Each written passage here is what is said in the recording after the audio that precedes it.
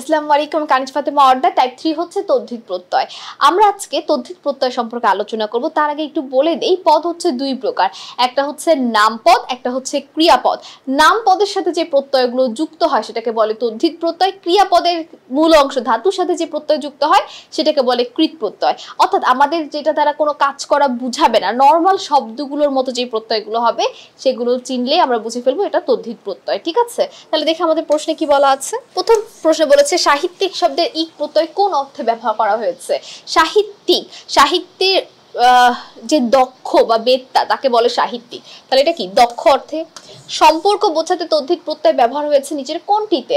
পার্থিব, সাহিত্যিক, শৈশব, সামাজিক। পার্থিব এখানে সম্পর্ক অর্থে ব্যবহার করা হয়েছে। তদ্ধিত প্রত্যয় সাধিত শব্দটির নাম কি। তদ্ধিতান্ত শব্দ। যদি কৃত প্রত্যয় কৃদন্ত হয় তাহলে তদ্ধিত প্রত্যয় কি তদ্ধিতান্ত শব্দই হবে। তাহলে 44 উত্তর কি ক। ভাব অর্থে তদ্ধিত প্রত্যয় কোনটি। জমিদার, জ্যাঠামি, বাহাদুরি, ডাক্তারি। দেখো বাহাদুরি একটা ভাব, বাহাদুরের মতো ভাব। ঘরামি শব্দটির প্রকৃতি প্রত্যয় কি। ঘর যোগ আমি। দেখো পাগলামি পাগল যোগ আমি, ঘরামি ঘর যোগ আমি, ইতরামি ইতর যোগ আমি। ঠিক আছে, এগুলো মনে রাখার চেষ্টা করবে। কোনটি তদ্ধিত প্রত্যয় যোগে গঠিত শব্দ। পাঠক, লাজুক, বালক, ডাকু।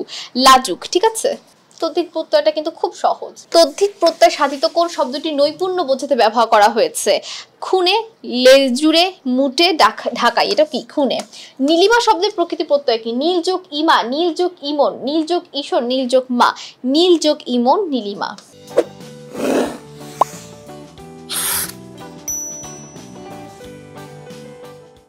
মহিমা, মহিযোগ মা, মহাযোগ। আচ্ছা এটাও কি অবশ্যই কি হবে, এটার উত্তরটা কি হবে বলতো।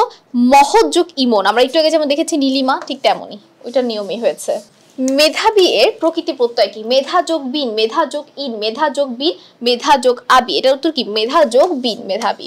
শৈশবের প্রকৃতি প্রত্যয় কি। শিশু যোগ, আচ্ছা শৈশব মানে কি বাচ্চা কালের সাথে একটা সম্পর্ক থাকবে, তাই শিশু কিন্তু হবে। আর শয়নীয়।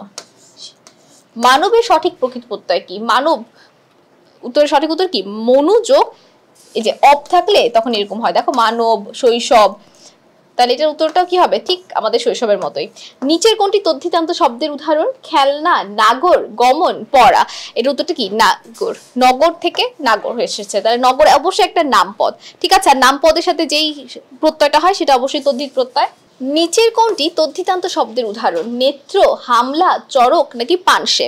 এটা তো কি পানসে। এটা একটা বিদেশি উপসর্গ, যেটা বিদেশি প্রত্যয়, সরি উপসর্গ বলে ফেলেছে। বিদেশি প্রত্যয় যেটা অবশ্যই তদ্ধিত প্রত্যয়ের মধ্যে পড়ে। বিদেশি প্রত্যয় তদ্ধিত প্রত্যয়ের অংশ। পানসে, মিনসে সবই।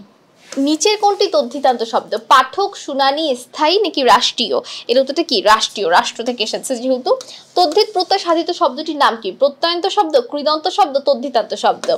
শান্তি শব্দের সঠিক প্রকৃতি প্রত্যয় কি। সমযোক্তি, সমযোক্তি।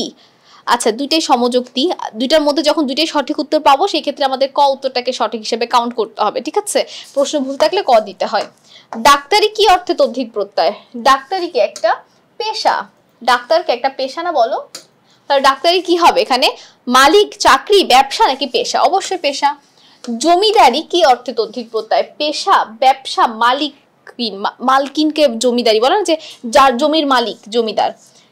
উপকরণ অর্থে নিচের কোনটি তদ্ধিত প্রত্যয়। মেটে, বাহাদুরি, নেয়া, নে নাকি জমিদারি। মেটে। ঠিক আছে, এটা উপকরণ অর্থে ব্যবহার করা হয়েছে। তো সকলকে অসংখ্য ধন্যবাদ আমাদের সাথে এই পর্বটি করার জন্য, এবং পরবর্তী পর্বে আমন্ত্রণ রইল। আসসালামু আলাইকুম, আল্লাহ হাফেজ।